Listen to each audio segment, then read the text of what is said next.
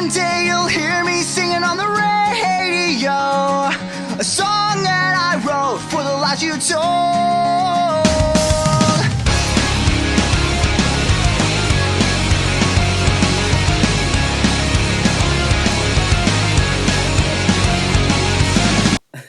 Okay, right, real serious video as from now. I just finished, filming that dancey bit and it was really fun, so I'm actually in a really good mood. Alan, you know what, you're absolutely right.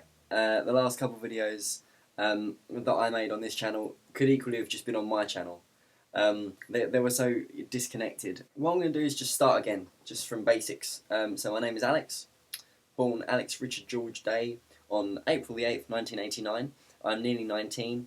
I've been with my girlfriend Becky for a year and a half, and I work for Apple. You're totally right, Alan. Sorry, forgive me, because I keep looking over here because this is where my notes are, and I know it looks a bit contrived, but I just want to remember everything that I've got to say. And I apologise for not having... I do have Skype, actually, but it's just that I don't use it for IM, I use it for my podcast. So to me, it's just a tool for podcasting, and I don't really want to use it for instant messaging.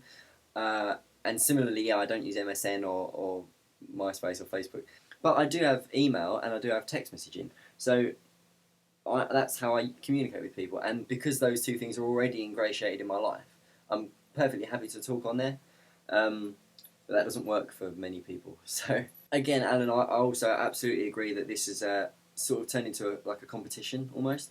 When I made the video about how Charlie got more views than me on all his videos, I was a bit bitter about it, because not because it's Charlie, he's lovely. He's wonderful. You're not going to let me forget that. No, because you know, it seems like we're competing for the most views, and people that watch this rank us in terms of how entertaining we are, and that's totally not what it's about. And I don't want to be like, you know, compared against the other people on the channel and ranked in terms of how good I am at making a good video. I agree with the term real life. That this is real life. I'm not like an internet cyborg person that just lives on your internet screen. This is me. This is my actual life. I'm living it right now. Do you like my shirt, by the way? I've had it up to here with midgets. Just on the, yeah. I have way more internet friends than I do real ones, to be honest. I don't think I come across as a socially inadequate person, and I'm not at all.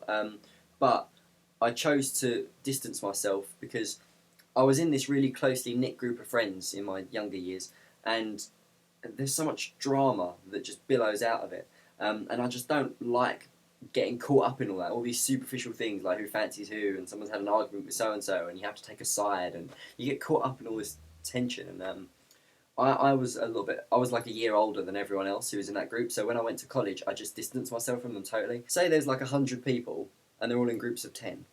Now, if I decide to join that, like, one group of 10, to me, I don't see that as being included in a group of 10 and made to feel like a part of the group. To me, I see it as cutting myself off from the other 90. And I don't like that feeling. I don't want to be associated with one group of people and not the others. I want to kind of be in with everything. So people that have seen me at gatherings will know this. I tend to run around like a mental person, sort of making sure that I talk to everyone, or at least as many people as I can. I don't want to just hang with the same 5 people off in a corner and wait for people to approach me. That's not the point. I've just been let down by my real friends. Whenever I get in touch with real friends, sorry, you know, actual life friends, I don't know, you know what I mean, just need another term for now. I will say, hey, do you want to meet up next week? And they'll be like, yeah, I'll let you know, and then they don't. Or I'll be like, okay, let me know when you're free, or I don't know. The point is that I'm always the one making all the effort and no one else ever meets me halfway, but on YouTube it's totally the opposite of that. On YouTube everyone's willing to make time for me, and I appreciate that, and so my friendships with those people are stronger because they actually make the effort to give a shit. There's a really, really good theory that my friend Anna came up with, who is known as Coinkydink on YouTube, if you care. And she said that she thinks friendships on YouTube are much stronger than friendships in normal, actual life. Because when you meet people, like, physically, you meet them first, and then you get to know them, and you find out whether they're the kind of person you'd be compatible with and would be happy to spend more time with. But on YouTube, it's kind of the other way around.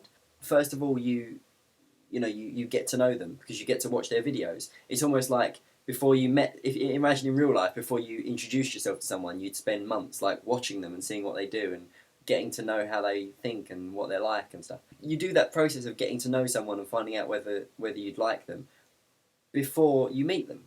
And therefore you know the kind of people that you'll get on with, because you're introducing yourself to people that you know you're compatible with. And therefore the friendships are going to be stronger, because there's a higher ratio of, like, you know, people that you meet that will stay friends because you're going to get on really well, as opposed to real life where it's just hit and miss.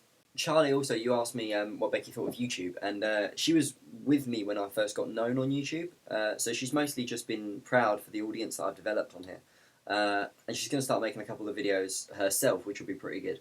And she's going to my gathering in April, so that'll be really nice. So she's embracing it. You know, she's not resistant or hesitant, and she's not similarly thinking, well, all right, you enjoy yourself, but that's your thing. You know, she's got an account and she does subscribe to a lot of people. She thinks a lot of people are really entertaining and she likes watching their videos. This is the most honest I've ever been on YouTube, and I'm not sure that I like it.